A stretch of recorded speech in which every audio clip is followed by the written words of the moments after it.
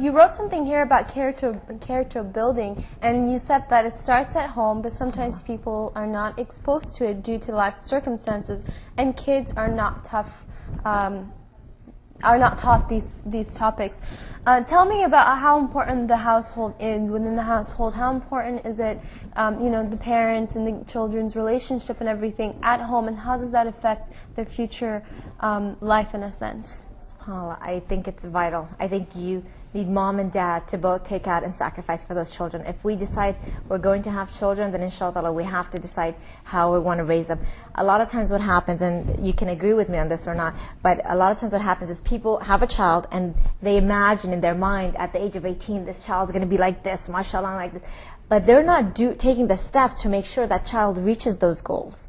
They want these goals, they have it in mind, and they are happy with it, but they're not taking those steps. So I think for the parents have to come back and say, okay, if I want my child to learn Quran, then I need to make sure that they're going to Sunday school or have a teacher to start that program. Do you see what I'm saying? Mm-hmm. If I want my child to be praying, then I need to make sure that I help them learn how to make wudu. I learn, all of the strategies, the techniques for prayer, and then I stand next to them so they can pray, so they're comfortable and they're used to those movements.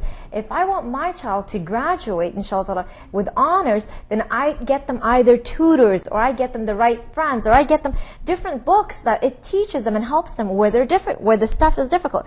I'm not just going to say, okay, you're going to school, mashallah, and you better be a straight A student. And most often, this is what we hear from whether these are Muslim families or non-Muslim families, because the parents are too busy. And we've come to a dunya where parents are so busy in working and then socializing and all these other things. And so the kid becomes the last part of their life, mm-hmm. where it's so important that this is the beginning. This is our, how will they make dua for you if you're not teaching them? How will they, and I see this so often, I see so many of our Muslims, mashallah, they become doctors and lawyers and all kinds of great careers, mashallah, but they don't know how to pray. They don't pray. They don't remember Allah subhanahu wa ta'ala. So the parents are so proud of their children, mashallah, but I'm thinking, okay, when you die, is that going to affect you?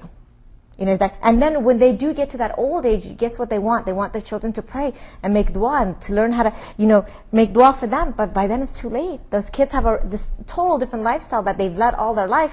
Why would they change it now? Mm-hmm. So we need to teach our children at a young age what is our way of life. And most often it's because lack of knowledge for us parents that we don't teach our children that. It's not that we don't want to do it. We don't have enough knowledge to say that, okay, Bachim, do this way, do this way. Mm-hmm. So I advise parents tremendously, please get your knowledge, because inshallah your kids need you to help support them. Don't just depend on them going out there doing it.